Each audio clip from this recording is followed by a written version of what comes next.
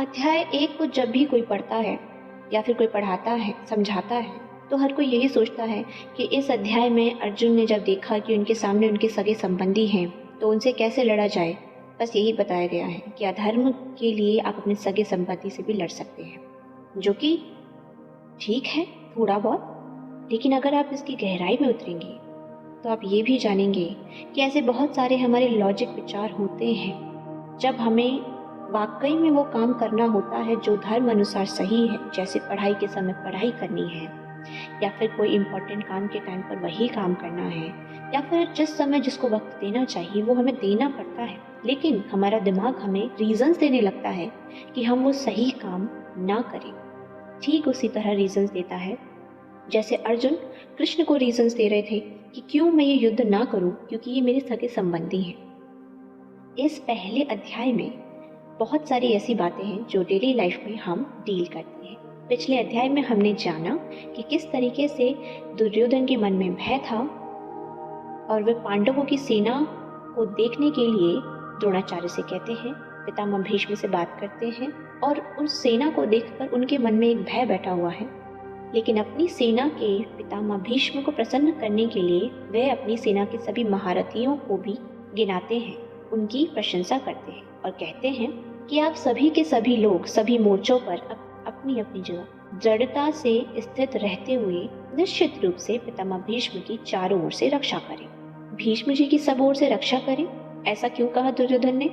ऐसा कहकर दुर्योधन भीष्म जी को भीतर से अपने पक्ष में लाना चाहता है, क्योंकि जब भीष्म जी युद्ध करें तब वह किसी भी व्यूह द्वार से शिखंडी उनके सामने न आ जाए, इसका आप लोग ख्याल रखें। कौन आप लोग ख्याल रखें? जितने भी दुर्योधन की सेना के महारथी हैं, क्योंकि अगर शिखंडी सामने आ गया तो भीष्म जी उस पर शस्त्र नहीं चला पाएंगे। कारण यह है कि शिखंडी पहले जन्म में स्त्री थी और इस जन्म में वह पहले स्त्री थी, लेकिन बाद में वह पुरुष बन गए। इसीलिए भीष्म जी उनको स्त्री ही समझते हैं और उन्होंने शिखंडी से युद्ध न करने की प्रतिज्ञा ले रखी है। इसीलिए शिखंडी शंकर जी के वरदान से भीष्म जी को मारने के लिए पैदा हुए। अतः जब शिखंडी से भीष्म जी की रक्षा होगी तो वह सबको मार सकेंगे, जिससे निश्चित रूप पर कौरवों की विजय हो जाएगी। इस बात को लेकर दुर्योधन सभी महारथियों से भीष्म जी की रक्षा करने के लिए कहते हैं। अब द्रोणाचार्य द्वारा कुछ भी न बोलने के कारण दुर्योधन के मन में एक मानसिक उत्साह भंग हुआ देखकर दुर्योधन को प्रसन्न करने के लिए पितामह भीष्म शंख बजाते हैं। तो संजय बताते हैं कि दुर्योधन के हृदय में हर्ष उत्पन्न करते हुए कौरवों में वृद्ध प्रभावशाली पितामह भीष्म ने सिंह के समान गरज कर जोर से शंख बजाया। उसके बाद शंख और नगाड़े तथा ढोल, मृदंग और नरसिंगे बाजे एक साथ ही बज उठे। वह शब्द बहुत भयंकर हुआ। उसके बाद सफेद घोड़ों से युक्त महान रथ पर बैठे हुए लक्ष्मीपति भगवान श्री कृष्ण और पांडुपुत्र अर्जुन ने भी दिव्य शंखों को बड़े जोर से बजाया। अंतर्यामी भगवान श्री कृष्ण ने पांचजन्य नामक, धनंजय अर्जुन ने देवदत्त नामक, वृकोदर भीम ने पौंड्र नामक महाशंख बजाया। उसी के साथ कुंती पुत्र राजा युधिष्ठिर ने अनंत विजय नामक, नकुल और सहदेव ने सुघोष और मणिपुष्पक नामक शंख बजाए। आगे संजय बताते हैं कि हे राजन, श्रेष्ठ धनुष वाले काशीराज और महारथी शिखंडी तथा दृष्टधुम्न एवं राजा विराट और अजय सात्विक राजा द्रुपद और द्रौपदी के पांचों पुत्र तथा लंबी लंबी भुजाओं वाले सुभद्रा पुत्र अभिमन्यु, इन सभी ने सब ओर से अलग अलग अपने अपने शंख बजाए। अब पांडव सेना के शंख वादन का कौरव सेना पर क्या असर हुआ, इसको आगे के श्लोकों में संजय बताते हैं। पांडव सेना के उस भयंकर शब्द ने आकाश और पृथ्वी को भी गुंजाते हुए अन्यायपूर्वक राज्य हड़पने वाले दुर्योधन आदि के हृदय विदीर्ण कर दिए। हे महीपते धृतराष्ट्र, अब शस्त्र चलने की तैयारी हो ही रही थी कि उस समय अन्यायपूर्वक राज्य को धारण करने वाले राजाओं और उनके साथियों को व्यवस्थित रूप से सामने खड़े हुए देखकर कपिध्वज पांडुपुत्र अर्जुन ने अपना गांडीव धनुष उठा लिया और अंतर्यामी भगवान श्री कृष्ण से कहा कि हे अच्युत, दोनों सेनाओं के मध्य में मेरे रथ को आप तब तक खड़ा कीजिए जब तक मैं युद्ध क्षेत्र में खड़े हुए इन युद्ध की इच्छा वालों को देख न लूं। इस युद्ध रूप उद्योग में मुझे किन किन के साथ युद्ध करना योग्य है ये मैं जान न लूं। दुष्ट बुद्धि दुर्योधन का युद्ध में प्रिय करने की इच्छा वाले जो ये राज लोग इस सेना में आए हुए हैं, युद्ध करने को उतावले हैं, इन सभी को मैं देख लूं। हे भरतवंशी राजन, निद्रा विजयी अर्जुन के द्वारा इस तरह कहने पर अंतर्यामी भगवान श्री कृष्ण ने दोनों सेनाओं के मध्य भाग में पितामह भीष्म और आचार्य द्रोण के सामने तथा संपूर्ण राजाओं के सामने श्रेष्ठ रथ को खड़ा करके इस प्रकार कहा कि हे पार्थ, इन इकट्ठे हुए कुरुवंशियों को देखो। उसके बाद पार्थ नंदन अर्जुन ने उन दोनों ही सेनाओं में स्थित पितामहों, आचार्यों, मामाओं, भाइयों, पुत्रों, पौत्रों, मित्रों, ससुरों, सुहद्रों सभी को देखा। अपनी अपनी जगह पर स्थित उन संपूर्ण बांधवों को देखकर वे कुंती नंदन अर्जुन अत्यंत कायरता से युक्त होकर विषाद करते हुए बोले कि हे कृष्ण, युद्ध की इच्छा वाले इस कुटुंब समुदाय को अपने सामने उपस्थित देखकर मेरे अंग शिथिल हो रहे हैं और मेरा मुख सूख रहा है। मेरे शरीर में कंपकपी आ रही है, रोंगटे खड़े हो रहे हैं, हाथ से गांडीव धनुष गिर रहा है और त्वचा भी जल रही है। मेरा मन भ्रमित सा हो रहा है और मैं खड़े रहने में भी असमर्थ हूँ। हे केशव, मैं लक्षणों और शकुनों को भी विपरीत देख रहा हूँ। युद्ध में स्वजनों को मारकर श्रेय भी नहीं देख रहा हूँ। हे कृष्ण, मैं न तो विजय चाहता हूँ, न राज्य चाहता हूँ और न सुखों को चाहता हूँ। हे गोविंद, हम लोगों को राज्य से क्या लाभ, भोगों से क्या लाभ अथवा जीने से भी क्या लाभ? जिनके लिए हमारी राज्य भोग और सुख की इच्छा है, वे ही सब अपने अपने प्राणों की और धन की आशा का त्याग करके युद्ध में खड़े हैं। आचार्य, पिता, पुत्र, पितामह, मामा, ससुर, पौत्र, साले और सभी संबंधी, ये सब मुझ पर प्रहार करने पर भी इनको मैं मारना नहीं चाहता। हे मधुसूदन, त्रिलोकी का राज्य मिलता हो तो भी मैं इनको मारना नहीं चाहता, फिर पृथ्वी के लिए मैं इनको क्यों मारूं? हे जनार्दन, धृतराष्ट्र संबंधियों को मारकर हम लोगों को क्या प्रसन्नता होगी? इन आतताइयों को मारने से तो हमें पाप ही लगेगा। इसीलिए अपने बांधव इन धृतराष्ट्र संबंधियों को मारने के लिए हम योग्य नहीं हैं, क्योंकि हे माधव, अपने कुटुंबियों को मारकर हम कैसे सुखी होंगे? यद्यपि लोभ के कारण जिनका विवेक विचार लुप्त हो गया है, ऐसे दुर्योधन आदि कुल का नाश करने से होने वाले दोषों को और मित्रों के साथ द्वेष करने से होने वाले पापों को नहीं देखते हैं। लेकिन हे जनार्दन, कुल का नाश करने से होने वाले दोषों को ठीक ठीक जानने वाले हम लोग इस पाप से निवृत्त होने का विचार क्यों न करें? आखिर हमें जब पता है कि कितना कुछ बिगड़ सकता है, कितना पाप दोष लग सकता है, तो भला हम ये युद्ध क्यों करें? कुल का क्षय होने पर सदा से चलते आए कुल धर्म नष्ट हो जाते हैं और धर्म का नाश होने पर बचे हुए संपूर्ण कुल को अधर्म लगता है। हे कृष्ण, अधर्म के अधिक बढ़ जाने से कुल की स्त्रियां दूषित हो जाती हैं। स्त्रियों के दूषित होने से वर्ण संकर पैदा होता है। वर्ण संकर कुलघातियों को और कुल को नरक में ले जाने वाला होता है। श्राद्ध और तर्पण न मिलने से इन कुलघातियों के पितर भी अपने स्थान से गिर जाते हैं। इन वर्ण संकर पैदा करने वाले दोषों से कुलघातियों के सदा से चलते आए कुल धर्म और जाति धर्म नष्ट हो जाते हैं। हे जनार्दन, जिनके कुल धर्म नष्ट हो जाते हैं, उन मनुष्यों का बहुत काल तक नरकों में वास होता है, ऐसा हम सुनते आए हैं। यह बड़े आश्चर्य की बात है कि हम लोग बड़ा भारी पाप करने का निश्चय कर बैठे हैं, जो कि राज्य और सुख के लोभ से अपने स्वजनों को मारने के लिए तैयार हो गए हैं। अगर ये शस्त्र अस्त्र हाथ में लिए धृतराष्ट्र के पक्षपाती लोग युद्ध भूमि में सामना न करने वाले शस्त्र रहित मुझे मार भी दें, तो वह मेरे लिए बड़ा ही हितकारक होगा। ऐसा कहकर शोकाकुल मनाने वाले अर्जुन बाण सहित धनुष का त्याग करके युद्ध भूमि में रथ के मध्य भाग में बैठ गए। इस पूरे अर्जुन विषाद योग में हमने क्या देखा कि जैसे ही अर्जुन के सामने उनके कुल के सभी लोग आए, उन्होंने देखा कि ये तो मेरे सगे संबंधी हैं। उनके मन में मोह जाग गया, एक ऐसा मोह जो उस वक्त जागा जिस वक्त उन्हें मोह का त्याग कर कर आगे बढ़कर लड़ना था। किस वजह से वो युद्ध भूमि में खड़े हुए हैं, वो ये सब भूल गए। वो ये सब भूल गए जब कृष्ण ने उनसे कहा, पश्येतान संवेतान कुरुन। भगवान पश्येतान धृतराष्ट्रान समानिति भी कह सकते थे, परंतु ऐसा कहने से अर्जुन के भीतर युद्ध करने का जोश आता, क्योंकि वह धृतराष्ट्र पुत्र होते जिसके गीता के प्राकट्य का अवसर नहीं होता, और अर्जुन के भीतर का प्रस्तुत जो कौटुंबिक मोह है वो भी दूर नहीं होता, जिसको दूर करना भगवान अपनी जिम्मेदारी मानते हैं। जैसे कोई फोड़ा हो जाता है या कोई घाव हो जाता है तो वैद्य लोग पहले उसको पकाने की चेष्टा करते हैं, और जब वह पक जाता है तब उसको चीरा देकर साफ कर देते हैं। उसी तरीके से भगवान भक्त के भीतर छुपे हुए मोह को पहले जागृत करते हैं और फिर उसको मिटाते हैं। जब तक कमी नहीं दिखेगी तब तक उसको ठीक कैसे किया जाएगा? अगर मन में कोई बीमारी पनप रही है, अंदर छुप कर बैठी है, जब तक वो बाहर नहीं आएगी तब तक कैसे उसकी सफाई होगी? जब तक मन में कोई भय बैठा है लेकिन आपको युद्ध के लिए तैयार किया जा रहा है, तो जब तक आपके सारे भय नहीं मिटेंगे तब तक आप तैयार कैसे होंगे?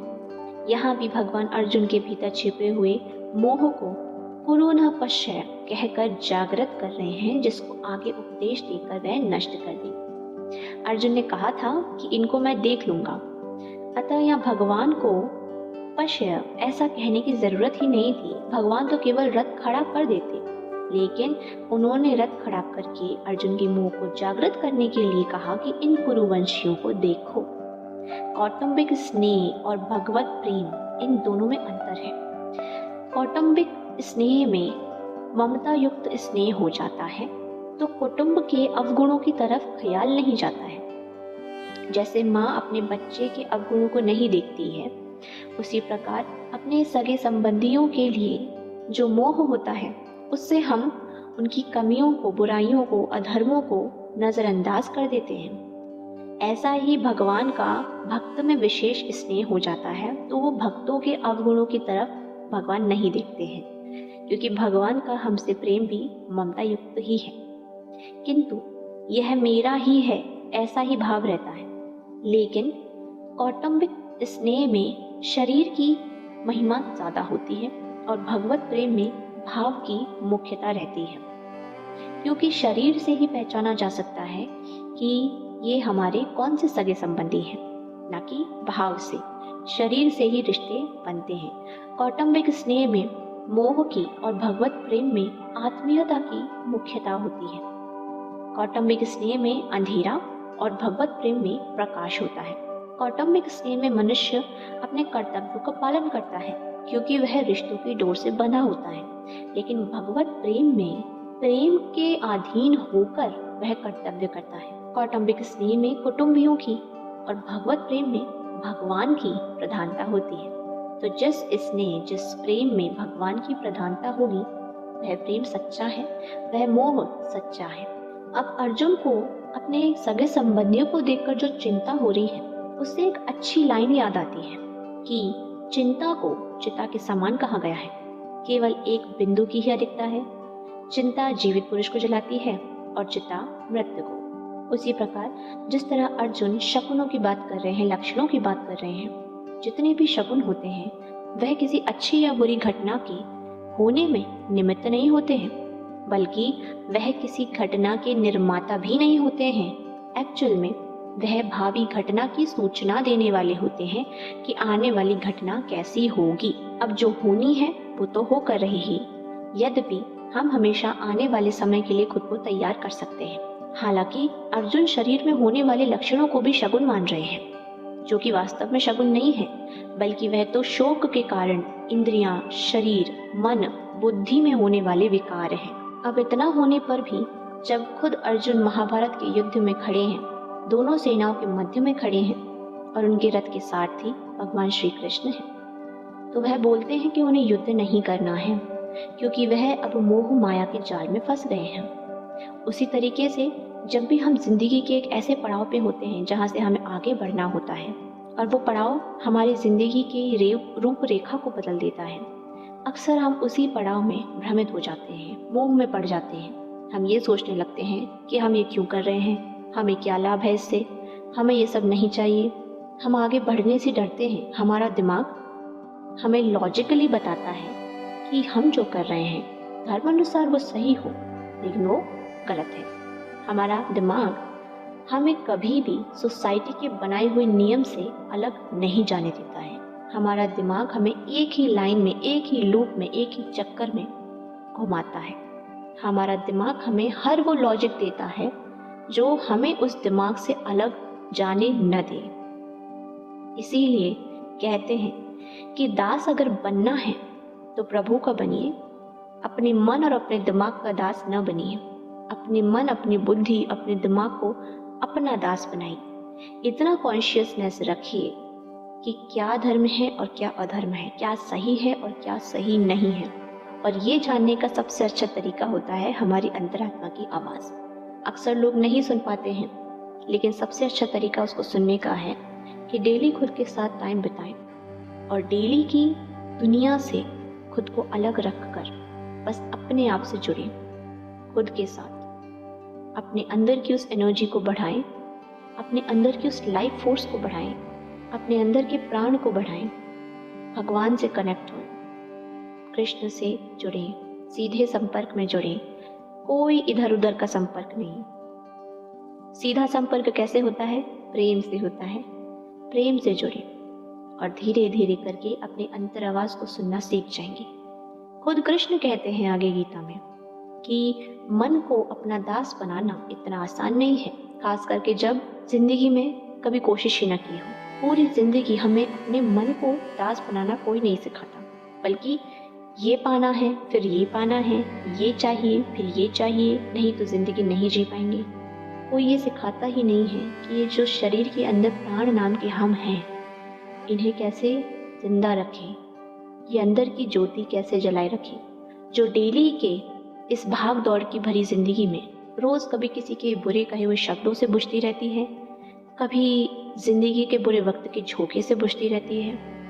बहुत सारी चीज़ें होती हैं, लेकिन अपने प्राणों को, अपने आप को हमेशा जगाए रखने के लिए सिर्फ एकमात्र सहारा है, और वो सहारा किसी अमृत से कम नहीं है। ऐसी संजीवनी बूटी है कृष्ण, जो आपको अगर एक बार मिल गई तो आप कभी भी परेशान नहीं होंगे जिंदगी में।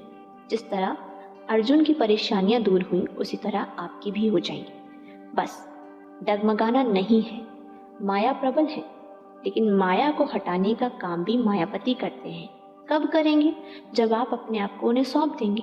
जिस तरह से अर्जुन ने माया को न चुनकर, उनकी अक्षौणी सेना को न चुनकर कृष्ण को चुना, उसी तरह अगर आप कृष्ण को चुनते हैं, ना कि दुनिया भर की माया को, तो कृष्ण आपको माया से बचा कर रखेंगे, सही रास्ता दिखाएंगे और आपकी सदैव विजय होगी। अर्जुन जिस रणभूमि में इतने हर्ष के साथ आए थे, धनुष लेकर उत्साह के साथ आए थे, उसी रणभूमि में उन्होंने अपने बाएं हाथ से अपने गांडीव धनुष को और दाएं हाथ से बाण को नीचे रख दिया और स्वयं रथ के मध्य भाग में दोनों सेनाओं को देखने के लिए जहां खड़े थे, वहीं शोक मुद्रा में बैठ गए। अर्जुन की ऐसी शोकाकुल अवस्था होने में मुख्य कारण है भगवान का भीष्म और द्रोण के सामने रथ खड़ा करके अर्जुन से कुरुवंशियों को देखने के लिए कहना और उनको देखकर अर्जुन के भीतर छिपे हुए मोह को जागृत करना। मोह के जागृत होने पर अर्जुन कहते हैं कि युद्ध में हमारे कुटुंबी मर जाएंगे और कुटुंबियों का मरना ही बड़े नुकसान की बात है। दुर्योधन आदि तो लोभ के कारण इस नुकसान को नहीं देख पा रहे हैं, परंतु युद्ध से कितनी अनर्थ परंपरा चल पड़ेगी, इस तरफ ध्यान देकर हम लोगों को ऐसे पाप से निवृत्त हो ही जाना चाहिए।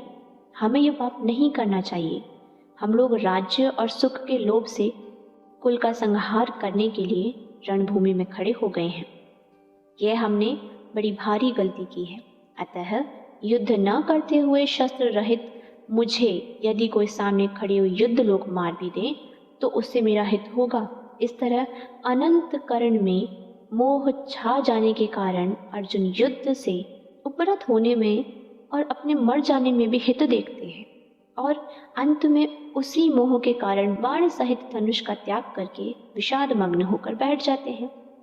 यह मोह की महिमा है कि जो अर्जुन धनुष उठाकर युद्ध के लिए तैयार हो रहे थे, वह अर्जुन धनुष को नीचे रखकर शोक से अत्यंत व्याकुल हो रहे हैं। इसी प्रकार हमने प्रथम अध्याय खत्म किया। ओम तत्सत।